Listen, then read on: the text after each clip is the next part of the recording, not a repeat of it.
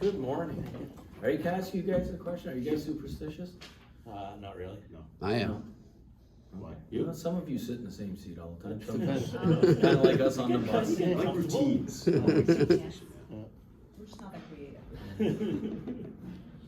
A couple of weeks ago, I asked Trent what your message to him was, and he said that he finds he plays a bit conservative, and maybe when he plays conservative, he's not making mistakes, but when he's not making but the conservative also means that he's not impacting the game the way you'd like that. So is the cost of mistakes, at least at the beginning, to get more free, to get more loose with the puck, worth it for someone to become impactful for you? How long is that period, that stretch?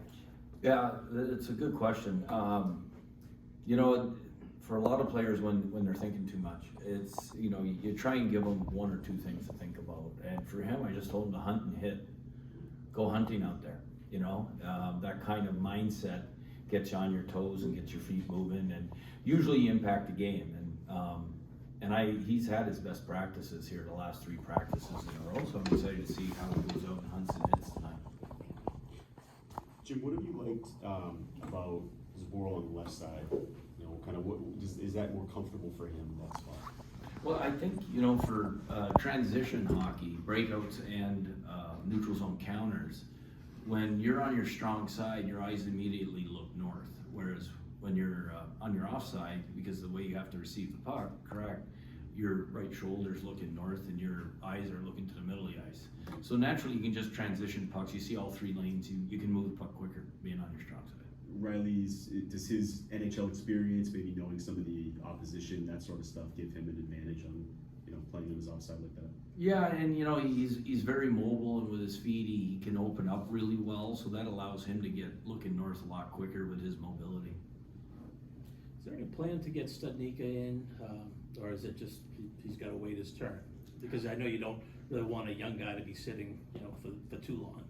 Correct. Well, there is a plan. You know, it's all going to be dependent on how the guys are playing in the lineup. If guys are not, if guys are playing well, it's hard to make changes. You know, but we do have 3 and 4 nights coming up, so I expect them to get in again. Bergie had given you the game puck after the other night in the room afterwards. What does that mean to you? Well, it meant a lot that, you know, that they, I guess, thought enough about, because there's a lot of people, like, you know, Zboril came back from reconstructive knee surgery. We had Lauko playing his first game. Linus was great in nets. There are a lot of guys that could have gotten it, and the fact that they made me feel a part of it right away because they knew it was my first win leading the Bruins. I thought that it meant a lot to me, and it makes you feel good. Are you a memorabilia kind of guy? Do you have a lot of stuff? I'm not a memorabilia kind of guy. I've got like the jerseys I wore for all the teams I played on, too many because it's a suitcase. But they're in a box in St. Louis, in my house in St. Louis. So I'm not a huge memorabilia guy. I think at one time, whenever I'm 70 and I can't too old to walk around and travel, I'll probably put them up on a wall. So what do you do with the puck? Do you keep it in your office? What are you gonna do with it?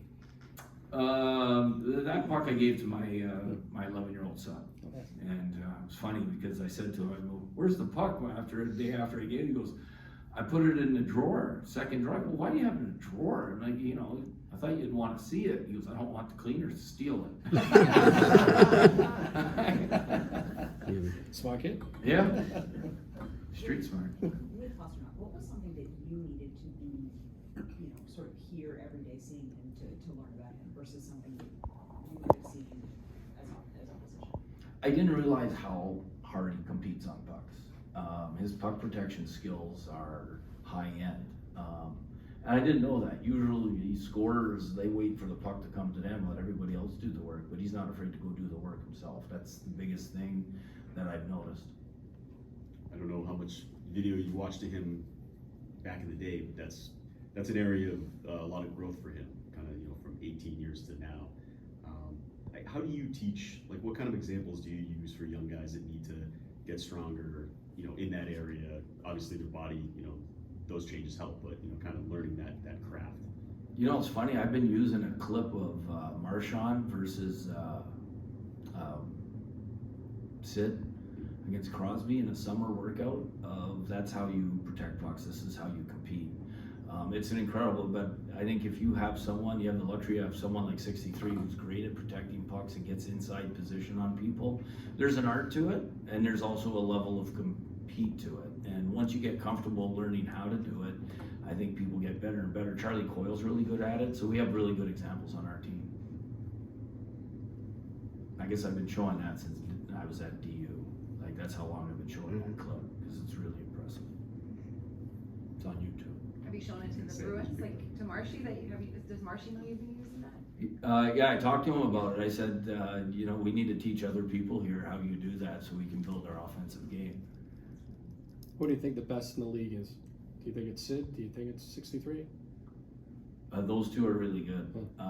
But, there's a lot of good players in the league that are really good at it. Like, there's too many numerous players to mention, but those are two of the top 5 for sure. Since being in the league, you played with Paul Kariya way back, I know, but since being in the league, do you ever kind of see, similarities to other players or compare other players to him? And if so, is there anyone you ever saw in the Bruins that could be like him? Off the top of my head, no. But yeah, it's, I've had the luxury of being around a lot because I was a suitcase. I've been around a lot of really good players. I was around Brett Hull, Brendan Shannon, St. Louis. Then I go to Montreal, and I see the mentality of someone like Patrick Roy. And then I went to Philadelphia, and you're around a big monster like Lindros and Leclerc. And San Jose, same thing with Buster. And in Dallas, you got to see someone like Korea that I played with was Modano. Yeah. So all those players you kind of watch and learn from, and then when you get players that are kind of have those traits, you talk to them about what made those guys special. Is a common trait you think between them? They all get their individual talents, but competitiveness and just a desire. Do you see that? I think the greatest players all compete hard, and the thing that separates them is their brains. I remember I was talking to Krejci and Pasta before game 1, the day before we practiced. I said, you guys see things on the ice that I don't even see from the bench standing still. I'm like, so I'm going to defer to you guys on your creativity. I just ask that you get back, meet me halfway, like if things don't go right. Nice coach. Thanks.